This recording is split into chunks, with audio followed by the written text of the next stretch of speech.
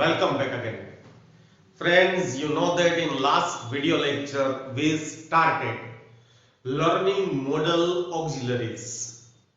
Modal auxiliaries are some special helping verbs, and by using them in sentence appropriately we can get so many new types of meanings like request, permission, possibility, ability.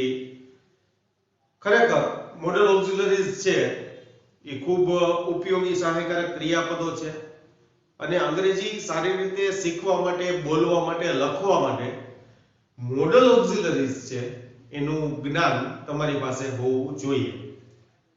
So friends, in this video we are going to learn a pair of modal auxiliaries, that is can and could. Can અને could વિશે આપણે ભણશું.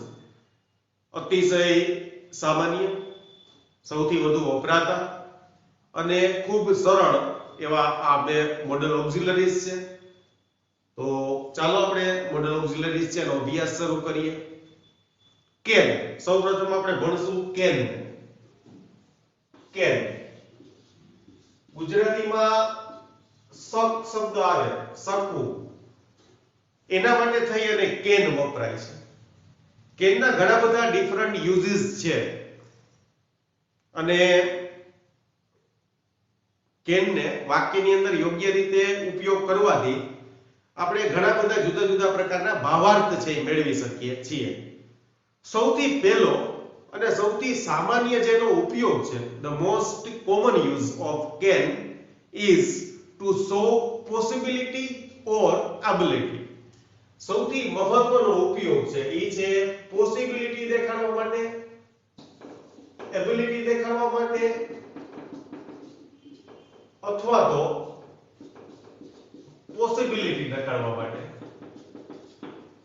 Ability ઓર possibility અથવા તો capacity રજૂ કરવા માટે.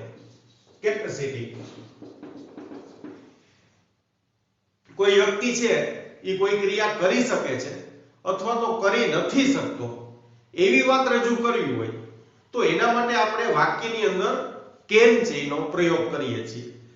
And yes friends, remember one thing, modal auxiliaries are same for all the persons, whether we use modal with first person, second person, third person or in singular or plural, the form of modals remain the same. मतलब દરેક પુરુષ દરેક વચનમાં model છે એનું સ્વરૂપ છે જેનું તે જ રહેશે. Secondly, while using the modal auxiliaries in a sentence, we use the base form of verb after the modal. Model પછી આપણે ક્રિયાપદનું મૂળ રૂપ વાપરશું. આ બે નિયમોને ધ્યાન રાખજો. કેન છે એ એબિલિટી, કેપેસિટી, પોસિબિલિટી જેને કહેવાય એ દર્શાવવા માટે આપણે વાપરીએ છીએ. ગુજરાતીમાં આપણે શક જેવો શબ્દ આવે, શકવું, શકવું એવો શબ્દ આવે એના માટે થઈ અને કેનનો યુઝ થાય છે. દાખલા તરીકે I can solve any puzzle. I can solve any puzzle. હું ગમે તે puzzle છે એને સોલ્વ કરી શકું છું. So this is my ability, this is my knowledge, this is my skill, this is my capacity. So to show capacity, ability, we use can with the base form of the verb. દાખલા તરીકે he can speak many languages. He can speak many languages. એ ઘણી બધી ભાષાઓ છે ને બોલી શકે છે. So this is his ability, his capacity, his skill, his knowledge. એને રજૂ કરવા માટે થઈ અને આપણે શું વાપરશું તો કે એને આપણે એના માટે થઈ અને આપણે can નો યુઝ કરશું. એ સિવાય કોઈ વસ્તુ કરી શકતો નથી એવી વાત કરવી હોય તો can સાથે not મુકાય છે. દાખલા તરીકે old people cannot અથવા તો can't walk fast. વૃદ્ધ વ્યક્તિઓ ઝડપથી ચાલી શકતા નથી. તો આવી રીતના કોઈ ક્રિયા કરી શકે છે અથવા તો ક્રિયા કરી નથી શકતા એવું રજૂ કરવા માટે થઈ અને વાક્યની અંદર કેન અથવા તો કેન નોટ નો પ્રયોગ પણ થાય છે. બરોબર. એ સિવાય આપણે કોઈની કેપેસિટી પૂછવી હોય, કોઈની પાસેથી માહિતી મેળવવી હોય તો પણ આપણે વાક્ય છે પ્રશ્નાર્થ વાક્યમાં કેન નો પ્રયોગ કરીએ છીએ. કોઈની કેપેસિટી આપણે પૂછવી છે, દાખલા તરીકે can you do this work? Can you do this work? શું તમે આ કામ કરી શકો છો? બરોબર. Can you solve this sum? Can you solve this sum? તો આવી રીતના કોઈને કેપેસિટી પૂછવા માટે પણ આપણે can નો યુઝ કરીએ છીએ. તો આ એનો મૂળભૂત પહેલો ઉપયોગ છે. કર્તા છે એની આવડત, કર્તાની કળા, એની ક્ષમતા છે એ પૂછવા, દર્શાવવા, કઈ કરી શકે છે, કઈ કરી શકે તેમ નથી તેવું રજૂ કરવા માટે થઈ અને આપણે can નો મૂળભૂત પ્રયોગ કરીએ છીએ. Friend, in spoken English there are two other ways by which we can also show the ability, the capacity of a person, and that is to be able to or to be capable of. To be able to or to be capable of means બીજા પણ બે શબ્દો છે કે જેના દ્વારા આપણે can નો આ મૂળભૂત ઉપયોગ રજૂ કરી શકીએ છીએ. Like I can speak English. I can speak English. તો હું અંગ્રેજી બોલી શકું છું. જ્યાં આપણે can નો પ્રયોગ છે એ ક્ષમતા દેખાડવા માટે કર્યો છે, પણ એની બદલે હું એમ પણ બોલી શકું કે I can speak English. તો આ વાક્ય છે એને બીજી રીતના પણ બોલી શકાય. can છે એની બદલે to be able to. to be બરાબર am is are. એટલે હું અહીંયા એમ પણ બોલી શકું કે I am able to speak English. I am able to speak English. અને કદાચ capable of બોલું તો પણ ચાલશે. I am capable of speaking English. Capable of speaking English. એટલે એક વાક્ય છે એ આવી રીતના બે રીતના પણ રજૂ થઈ શકે છે. You can use either to be able to or to be capable of. તો આ મૂળભૂત ઉપયોગ છે can નો. ક્ષમતા, એબિલિટી, કેપેસિટી દર્શાવવા માટે મૂળભૂત ઉપયોગ છે. Now let's move to the second use of can. Okay friends, the second use of can is to ask for permission or to give permission, but in informal way. કોઈને આપણે permission લેવી હોય, આપણે કોઈની પાસેથી રજા લેવી હોય અથવા તો કોઈને રજા આપવી હોય, ઈ પણ ઇન્ફોર્મલ વેમાં. Informal way, what is informal way? There are two ways by which we can express request, get permission, ask permission: formal way and informal way. Formal way means તો કે formal way છે એ કોઈ નીતિ નિયમોનું પાલન કરીને અથવા તો વિવેકપૂર્ણ, એકદમ પોલાઇટલી, તો એને ફોર્મલ કહેવાય. જ્યારે ઇન્ફોર્મલ છે એની અંદર આવો કોઈ ભાવ હોતો નથી. કોઈ નીતિ નિયમ વગર અથવા તો કોઈ પણ પ્રકારના કાયદા વગર, કોઈ પણ પ્રકારના નિયમો વગર આપણે કોઈ પણ પ્રકારની વિનંતીનો ભાવ ન આવતો હોય એવી બાબતો હોય તો એને ઇન્ફોર્મલ વે કહેવાય. હાજી પણ સહેલી રીતના કહીએ તો જ્યારે આપણે આપણા કરતા એજ્ડ પર્સન છે, આપણા કરતા રિસ્પેક્ટેડ પર્સન્સ છે, એની પાસે આપણે કોઈ વાત છે એની પાસેની માગણી કરીએ ત્યારે we should express the words in very polite way. But when we are talking to someone else who is the same aged person, so at that time we ask for permission or give permission in informal way. આપણી સમાન વયનો વ્યક્તિ હોય તો એની સાથે આવી વાતચીતો કરવા માટે આપણે ઇન્ફોર્મલ વે પસંદ કરીએ છીએ. મતલબ આપણે કેન થી વાક્ય છે બનાવી શકીએ છીએ. દાખલા તરીકે આપણી પાસે કોઈની પાસેથી પરમિશન માંગવી છે, આપણો ફ્રેન્ડ છે, તો આપણે એને કહી શકીએ Can I take your pen? Can I take your pen? હું તમારી પેન લઈ શકું છું? Informal way, because the other person is our friend, means the same aged person. So in this particular situations there is no need of polite words, so we can use to get permission. Okay, દાખલા તરીકે, can you show me your homework? આ permission છે, આપણે ask for permission. દાખલા તરીકે, can I use your mobile? હું તમારો mobile છે વાપરી શકું છું? યાદ રાખજો, કોઈ વ્યક્તિ પાસે પરમિશન માંગવી હોય તો there are two ways, informal way and formal way. informal way છે એની અંદર આપણે can નો પ્રયોગ કરીએ છીએ, જ્યારે સામેવાળી વ્યક્તિ છે આપણાથી નાની છે અથવા તો આપણી સમાન એજની છે અને આપણાથી રિસ્પેક્ટેડ પર્સન હોય, એજ્ડ પર્સન હોય, elder than us, at that time we should use could or may. Okay, we will learn about it in next video lectures. હવે પરમિશન આપવી હોય તો આપણે પરમિશન આપી શકીએ. Yes, you can use my mobile. Yes, you can use my mobile. You can go home now. હવે તમે ઘરે જઈ શકો છો. You can take my book. આ બધી ઇન્ફોર્મલ વેમાં પરમિશન, ગ્રાન્ટ પરમિશન આપણે આપેલી છે. તો કેન છે એનો બીજો જે પ્રયોગ છે સ્પોકન ઇંગ્લિશમાં ખાસ કરીને, that is to ask permission or give permission, grant permission, but in informal way. તો મિત્રો આ બીજો ઉપયોગ છે, ધ્યાન રાખો.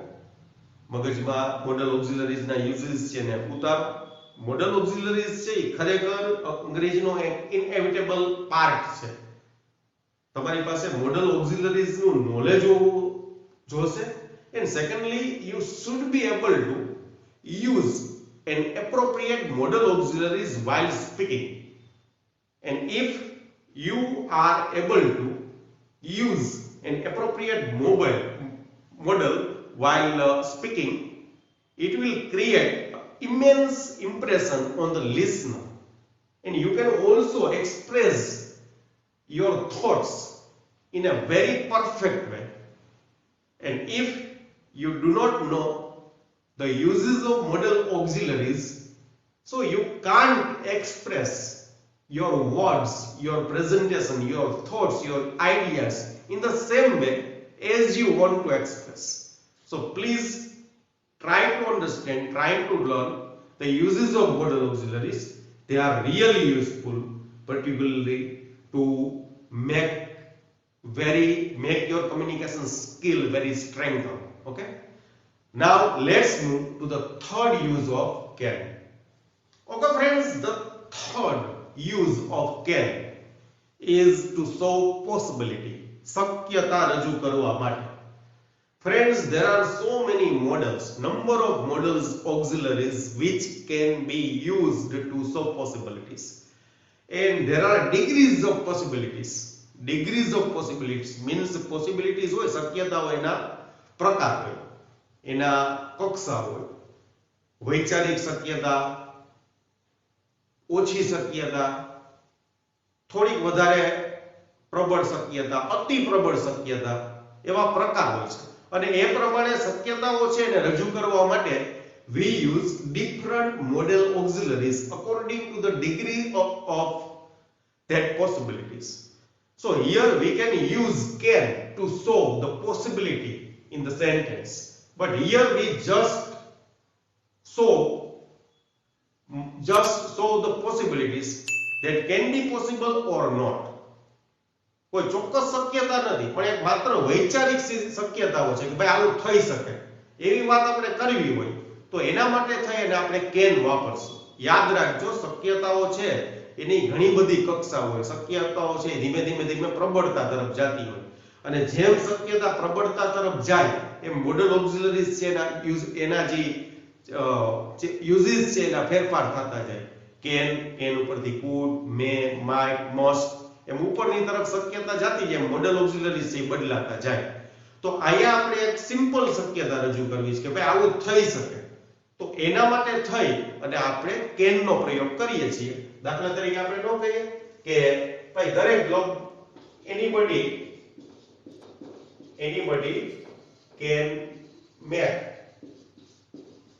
such mistake. ભાઈ ગમે તે લોકો આવી ભૂલો કરી શકે છે. means it is possible, શક્ય છે. બરોબર. દાખલા તરીકે accidents can happen anytime. Accident છે ગમે ત્યારે બની શકે છે. તો આ છે એક વૈચારિક શક્યતા, એક સાદી શક્યતા. એને રજૂ કરવા માટે થઈ અને આપણે કેન નો પ્રયોગ કરીએ છીએ. શક્ય નથી કે આવું બનશે જ અથવા તો બનવાનું છે, પણ એક શક્યતા રહેલી છે, માત્ર વૈચારિક શક્યતા. તો એને રજૂ કરવા માટે આપણે કેન નો પ્રયોગ કરશું. શક્યતાઓ રજૂ કરવા માટે અંગ્રેજીની અંદર there are so many models, numbers of model auxiliaries by which we can solve the possibility. But again I repeat that we solve the possibility according to its degree by using various models at various time. Okay, now let's move to the third, next use and the last use of model auxiliaries can, and that is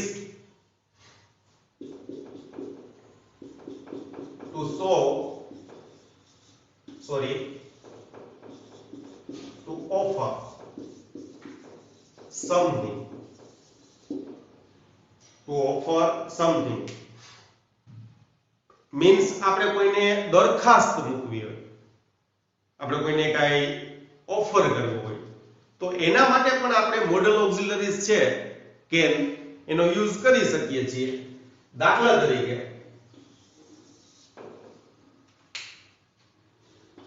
I can help you if you want. I can help you if you want. જો તારી ઈચ્છા હોય તો હું તને મદદ કરી શકું છું. This is by offer to you. I suggest you. બરોબર. એટલે આવી રીતના આપણે કોઈને ઓફર કરવી હોય તો એના માટે પણ આપણે મોડલ ઓક્ઝિલરીઝ કેન નો પ્રયોગ કરીએ છીએ. દાખલા તરીકે he can accompany you if you wish. જો તારી ઈચ્છા હોય તો એ તારો સાથ આપી શકશે. તો ઓફર છે, આપણે કોકને ઓફર કરવી હોય, એડવાઇસ, સજેશન એવું દેવું હોય તો એના માટે પણ મોડલ ઓક્ઝિલરીઝ કેન છે એનો પ્રયોગ કરી શકીએ છીએ. અને હા, હજી પણ એક ઉપયોગ થઈ શકે, and that is તો કે to give orders, to give order or to restrict it. આપણે કોઈને કઈ ઓર્ડર આપવો હોય અથવા તો કોઈ ક્રિયા ન કરવાની મનાઈ કરવી, ફોરબીડ, કોઈ એક્શન જે આપણે કરવાની મનાઈ કરવી હોય, ઓર્ડર આપવો હોય તો એના માટે પણ ઇન્સ્ટ્રક્શન આપવી હોય તો એના માટે પણ મોડલ ઓક્ઝિલરીઝ કેન છે એનો ઉપયોગ કરી શકીએ છીએ. દાખલા તરીકે you can't go there. ભાઈ તમે ત્યાં જઈ ન શકો. You can't go there. This is order, this is instruction, this is forbidden. Okay, તો આવી વાતો રજૂ કરવા માટે પણ આપણે can નો પ્રયોગ કરી શકીએ છીએ. દાખલા તરીકે you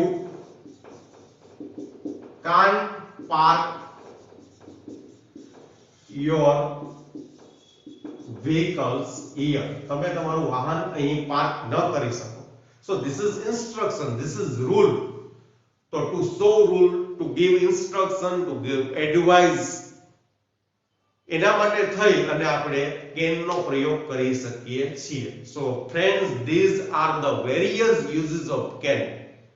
Can is one of the simple modal auxiliaries, very common modal auxiliaries. We use can appropriately in sentences. We use can often in our sentences. So please learn the uses of can. It will be really helpful to present our ideas in an appropriate way. Okay friends, now it's time to learn the uses of could. So let's learn. The first use of could is as the past form of can. You know that. So there are some modal auxiliaries which have past forms, means can છે એની પાસે could છે, will છે એનું would છે, may છે એનું might છે. એટલે આ ત્રણ modal auxiliaries છે કે જેની પાસે ભૂતકાળનું રૂપ છે. So if we are talking about past, so in such situation instead of can we use could, because could is the past form of can. દાખલા તરીકે આપણે ભૂતકાળની વાત કરીએ છીએ, ભૂતકાળની કોઈ આપણી કેપેસિટી, ભૂતકાળની કોઈ આપણે એબિલિટીની વાત કરીએ છીએ, તો એને રજૂ કરવા માટે થઈ અને આપણે કેનની બદલે શેનો પ્રયોગ કરશું? કુડ. દાખલા તરીકે I could not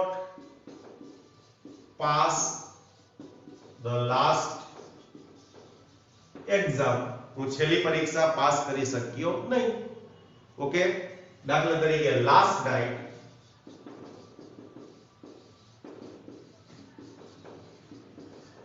he could not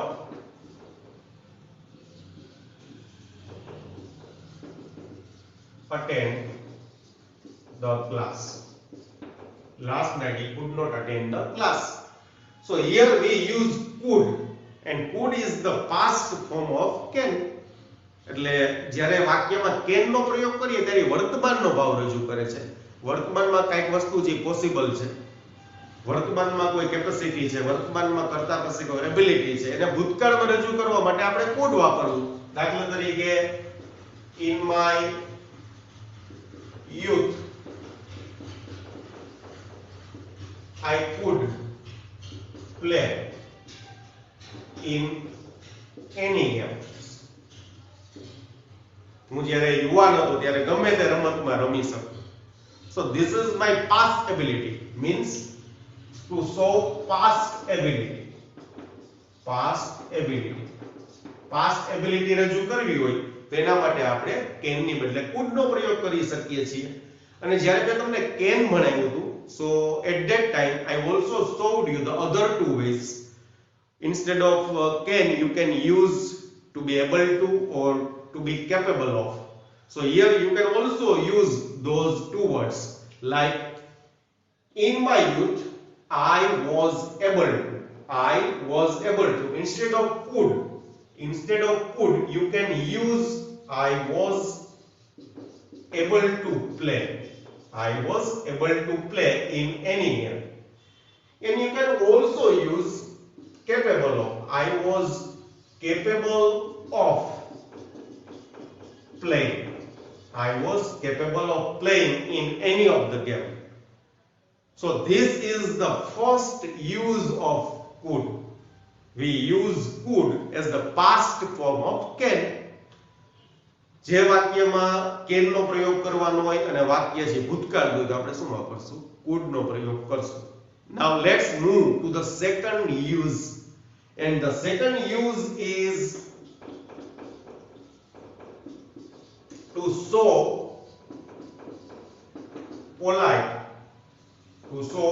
polite request. Means વિનમ્ર વિનંતી કરવા. વિનમ્ર વિનંતી કરવા. આપણે કોઈને એકદમ વિનમ્રતાથી વિનંતી કરવી છે. We want to request very politely to someone. So in this situation we use could in an interrogative form. પ્રશ્નાર્થ વાક્યમાં. Yes friends, one thing that I would like to make clear is that બહુ ધ્યાન રાખીને સમજજો કે model ઓક્સિલરીઝ છે એની એક ખાસિયત છે, બહુ સરસ મજાની ખાસિયત છે. જો કેન છે એનું ભૂતકાળનું રૂપ છે could, means ભૂતકાળ માટે could વપરાય. પણ એવું નથી. કુડ છે એ આપણે વર્તમાનમાં પણ યુઝ કરી શકીએ છીએ. જ્યારે આપણે એને સાદા વાક્યમાં વાપરીએ એટલે કે અફર્મેટિવ સેન્ટેન્સમાં વાપરીએ, આપણે અસર્ટિવ સેન્ટેન્સમાં, ત્યારે એ ભૂતકાળ દેખાડે છે. પણ એ જ કુડને જ્યારે આપણે ઇન્ટ્રોગેટિવ સેન્ટેન્સમાં યુઝ કરીએ છીએ તો એ છે એ વર્તમાન કાળની અંદર વિનંતી રજૂ કરે છે. And this is the special thing about model auxiliaries. Model auxiliaries છે એના ભૂતકાળના રૂપ છે.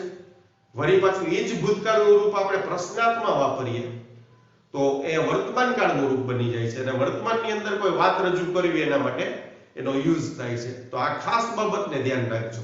આપણે અહીં શીખા કે કુડ છે એ કેનના ભૂતકાળનું રૂપ છે 100%. પણ જ્યારે આપણે ઇન્ટ્રોગેટિવ સેન્ટેન્સમાં યુઝ કરશું તો એના દ્વારા આપણે વિનંતી, પોલાઇટ રિક્વેસ્ટ છે રજૂ કરી શકશું. Like this, could you show me any